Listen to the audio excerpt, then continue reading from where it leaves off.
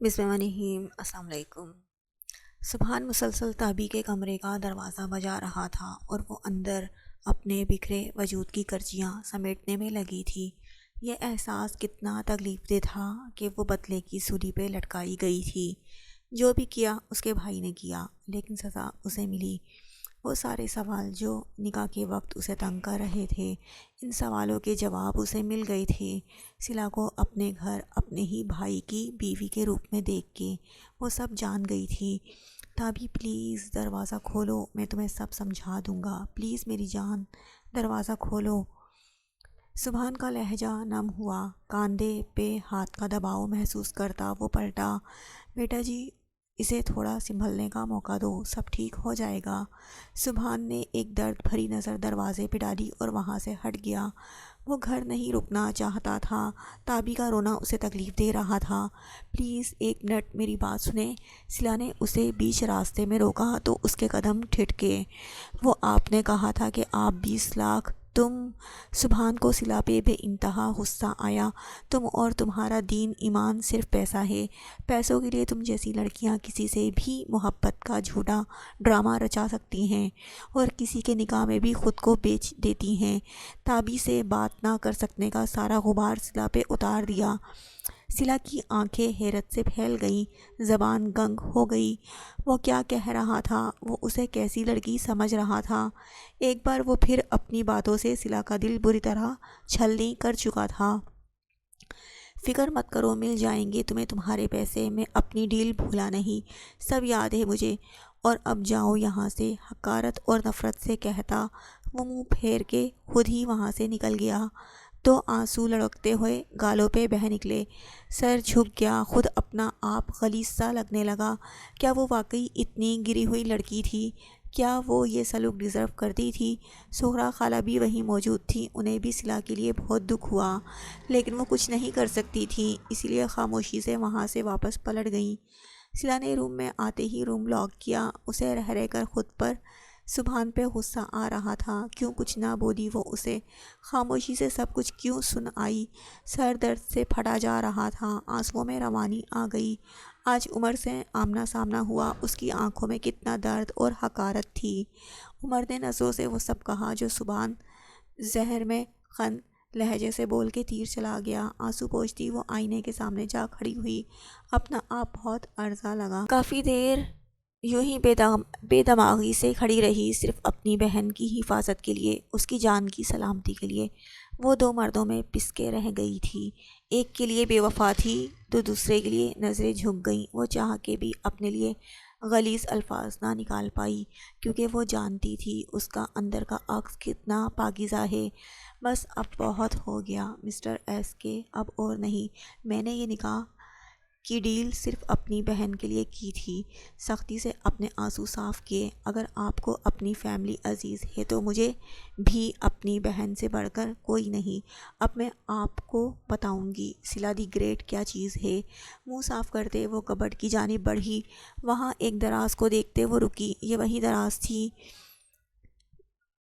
جسے رات کے آخری پہر سبحان نے کھولا تھا، جو اسے لگا کہ صلہ سو رہی ہے، در حقیقت وہ جاگ رہی تھی۔ نمبر لگا کے لاک کھولا، ایک لمحے کو صلہ کا دل دھڑکا، لیکن اگلے ہی لمحے خود کو حوصلہ دیتی وہ دراز کھول چکی تھی۔ سامنے ہی اس کی مطلوبہ چیز نظر آ گئی۔ دھیرے سے لرزتے ہاتھوں سے اٹھایا اور دراز کو دوبارہ لاک لگا کے وہ وہاں سے ہٹ گئی۔ اپنے دوپٹے میں اس چیز کو اچھی طرح لپیٹ کے وہ گھر کے بیرونی دروازے سے نظر بچا کے چپکے سے باہر نکل گئی، یہ جانے بغیر کہ روم کے کیمرے میں اس کی ایک ایک حرکت کو سبحان نے بہت فرصت سے دیکھا۔ اس کے اعصاب تنے۔ آفس میں بیٹھے ہی اس نے فون پر کوئی نمبر ڈائل کیا اور صلہ کا پیچھا کرنے کو کہا، اور پھر خود بھی کچھ سوچتے ہوئے لیپ ٹاپ بند کیا، گاڑی کی چابیاں اور والیٹ اٹھایا اور آفس سے باہر نکلا۔ لمحہ لمحہ رنگ بدلتی تقدیریں، وہ نہ سمجھ پا رہی تھی کہ وہ کیا کرے۔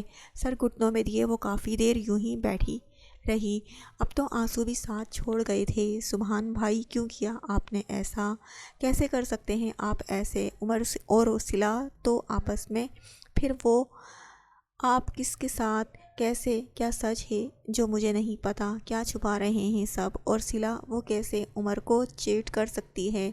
وہ تو عمر سے پیار، پھر اس نے سبحان بھائی سے شادی، ایسا کیوں کیا دونوں نے؟ اور عمر دھیرے سے اٹھتی کھڑکی کے پاس آئی۔ اس نے تو مجھے ہی سزا دے دی، وہ سب جانتا تھا، اسی لیے اس نے مجھ سے نکاح کیا، زبردستی نکاح۔ آنسو پھر سے گالوں پہ بہنے لگے۔ عمر، تم نے بدلہ لینے میں یہ بھی نہ سوچا کہ اس سب میں میرا کیا قصور ہے، میرا کیا گناہ ہے؟ عمر، کیسے کیسے معاف کر پاؤں گی میں تمہیں؟ میرا عشق ہے آپ، جنون ہے آپ، بے لوث محبت ہے آپ۔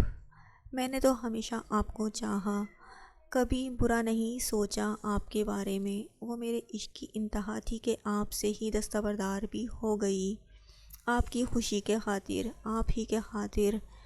اور آپ نے مجھے کس دوراہے پہ لا کے کھڑا کر دیا ہے؟ کوئی مسلسل دروازہ بجا رہا تھا۔ تابی کی سوچوں کا تسلسل ٹوٹا۔ وہ خود کو کافی حد تک سنبھال چکی تھی، آگے بڑھ کر دروازہ کھولا۔ تابی بیٹا، کھانا کھا لو، جب سے آئی ہو ایسے ہی کمرے میں بند ہو۔ سغرا خالہ نے پریشانی اور پیار سے کہا۔ بھوک نہیں خالہ۔ لمبا سانس خارج کرتی وہ وہیں ایک صوفے پہ ٹک گئی۔ سغرا خالہ 3 سال سے یہاں تھی، ان کا اس دنیا میں کوئی نہ تھا۔ سبحان کو وہ روڈ پر ملی تھی، ان کا ایکسیڈنٹ ہوا تھا، ماتھے پہ چوٹ آئی تھی۔ سبحان نے ان کا علاج کروا کے اپنے ساتھ لے آیا، تب سے وہ یہیں تھی، ان کی خدمت میں کوئی کسر نہ چھوڑتی تھی۔ جنہوں نے انہیں اس گھر میں پناہ دی تھی، سب سے زیادہ وہ سبحان کے قریب تھیں۔ وہ سب کچھ کر سکتی تھی لیکن سبحان کے خلاف کبھی نہیں جا سکتی تھی۔ وہ ان دونوں کے بہت قریب تھیں۔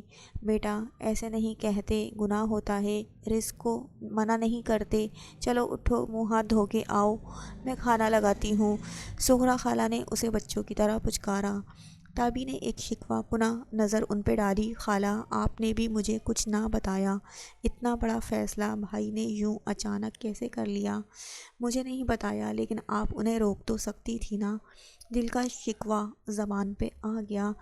تابی بیٹا، سبحان بیٹا جو بھی کرتے ہیں اس میں کوئی نہ کوئی وجہ ضرور ہوتی ہے، میں جانتی ہوں وہ کوئی غلط کام نہیں کر سکتے، اور آپ بہن ہو کر بھائی کو نہیں جانتی؟ الٹا سغرا خالہ نے اس سے سوال کیا۔ تابی نفی میں گردن ہلاتی چپ ہو گئی۔ چلو بیٹا، جو باتیں سمجھ میں نہ آئیں انہیں وقت پہ چھوڑ دینا چاہیے، دھیرے دھیرے سارے راز خود ہی کھلتے چلے جائیں گے۔ بہت پیار سے سمجھاتی وہ وہاں سے اٹھ آئی۔ اب ان کا رخ صلہ کے روم کی طرف تھا۔ دروازہ ناک کیا لیکن اندر سے کوئی آواز نہ آئی تو خود اندر چلی گئیں۔ آوازیں دیں پر کوئی جواب نہ آیا۔ سغرا خالہ کا دل دہل گیا، فوراً باہر آئیں اور موبائل پر سبحان کو کال ملائی، لیکن سبحان نے کال اٹینڈ نہ کی۔ وہ از حد پریشان ہو گئی۔ پلیز سبسکرائب کر دیجئے اور بیل آئیکن کو بھی ضرور کلک کر دیجئے گا، اور ویڈیو کو لائک بھی کر دیا کیجئے۔ صلہ نے گھر میں قدم رکھا تو دل کی دھڑکن تیز ہو گئی۔ سحر، سحر کہاں ہو؟ اندر آتے ہی دیوانوں کی طرح وہ بہن کو پکارنے لگی۔ ماں کے کمرے کی طرف بڑھی تو کمرے کی حالت بکھری ہوئی تھی۔ آبدہ بیگم اوندھے منہ زمین پر گری ہوئی تھی، ان کے ماتھے پہ چوٹ لگی تھی۔ صلہ نے آگے بڑھ کر ماں کو اٹھایا۔ امی امی، یہ سب کس نے؟ دل کسی انہونی کے احساس سے ڈرا۔ آبدہ بیگم اسے دیکھ کے جی اٹھی۔ صلہ میری بچی، تو آ گئی؟ اپنے ہاتھوں میں صلہ کا چہرہ تھامے نم لہجے میں بولی، امی سحر، سحر کہاں ہے؟ ارد گرد دیکھتے دھڑکتے دل سے پوچھا۔ آبدہ بیگم زاروں قطار رونے لگی۔ امی پلیز بتائیں مجھے، سحر کہاں ہے؟ اب کی بار صلہ چلائی۔ وہ اسے لے گیا، میں نہ بچا پائی اسے۔ روتے ہوئے وہ ہلکان ہوئے جا رہی تھی۔ صلہ کو سمجھنے میں دیر نہ لگی کہ وہ رمضان کا کہہ رہی ہیں۔ کہاں لے کے گیا ہے وہ؟ خدا کا واسطہ ہے امی بتائیں مجھے، صلہ نے آنسو ضبط کرتے کہا۔ وہ علی بخش کے ڈیرے پہ، وہ اسے بیچ دے گا، وہ لے گیا ہے، صلہ بچا لے اسے، میری معصوم بچی کو۔ وہ بے تحاشا رو رہی تھی۔ صلہ نے ماں کے آنسو پہنچے اور ایک پکے ارادے سے اٹھ کھڑی ہوئی۔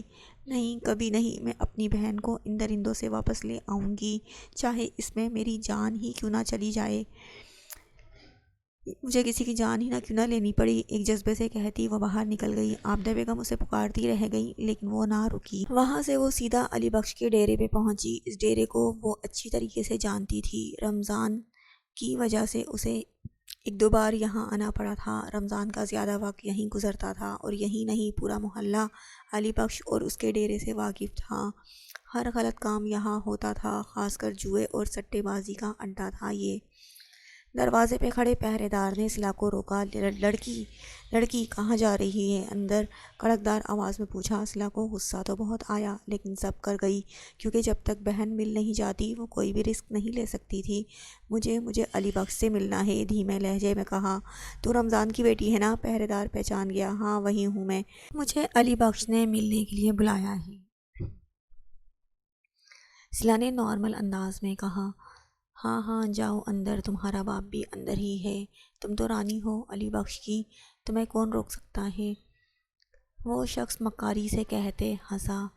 صلہ کا بس نہیں چل رہا تھا کہ ایک تھپڑ رکھ کے اسے رسید کرے، لیکن خود پہ قابو کرتی وہ بیرونی گیٹ پار کر کے اندر آئی۔ علی بخش اندر بڑے سے صحن میں پہنچ کر صلہ نے پوری قوت سے آواز لگائی، سارے اطراف میں نظر دوڑائی، کوئی کہیں سے باہر نہ نکلا۔ علی بخش باہر آؤ، اب کی بار اونچی آواز میں للکارا۔ ایک کمرے سے علی بخش باہر نکلا، سامنے صلہ کو دیکھ کر بری طرح ٹھٹکا۔ تو یہاں؟ ہاں آخر آ ہی گئی میری بلبل، ویلکم ٹو یور ہوم۔ وہیں رک جاؤ علی بخش، صلہ نے غصے کی انتہا کو چھوتے کہا۔ علی بخش ٹھٹکا۔ ایک لمحے کے لیے خاموشی چھا گئی۔ کسی بھول میں نہ رہنا، یہاں میں تمہاری بکواس سننے نہیں آئی۔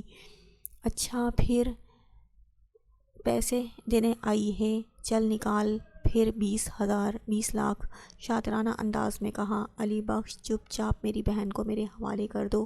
کیا کہا؟ پھر سے کہنا۔ علی بخش نے اس کا مذاق اڑایا اور پھر کہے لگا کے ہنسنے لگا۔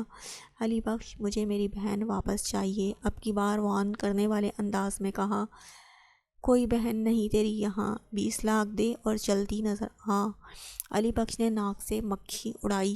میں یہاں سے اپنی بہن کو لیے بغیر واپس نہیں جاؤں گی، اور اگر تو نے میری بہن کو میرے حوالے نہ کیا تو کیا میرے ڈیرے پہ کھڑی ہو کے مجھے ہی دھمکی دے رہی ہے؟ میرے ایک اشارے کی دیر ہے، میرے کتے تیری بوٹی کر دیں گے۔ علی بخش غرور کے نشے میں بولا۔ کتے؟ ہاں کتے ہی پلتے ہیں کتے کے ہاں، اور اپنی گلی میں تو کتا بھی شیر ہوتا ہے علی بخش، لیکن میں نہ تجھ سے ڈرتی ہوں نہ تیرے پالتو کتوں سے، پراسرار انداز میں کہتی وہ علی بخش کو ٹھٹکا گئی، کیونکہ آج ہی اس نے سب کو چھٹی دی تھی صرف چند ایک کے علاوہ، کیونکہ جس دن اس نے کسی لڑکی کو لانا ہوتا وہ سب کو چھٹی دے دیتا تھا۔ صلہ کو دوپٹے کے اندر چھپائی گن نکالتے دیکھ وہ بہت سخت پریشان ہوا، آگے بڑھنے لگا تھا کہ وہیں رک جاؤ علی بخش، خبردار ایک قدم بھی آگے بڑھایا تو صلہ نے اس پہ گن تانی۔ یہ کیا حرکت ہے؟ گن نیچے کرو، چلی جاؤ یہاں سے، وہ بہکلائے انداز میں کہنے لگا۔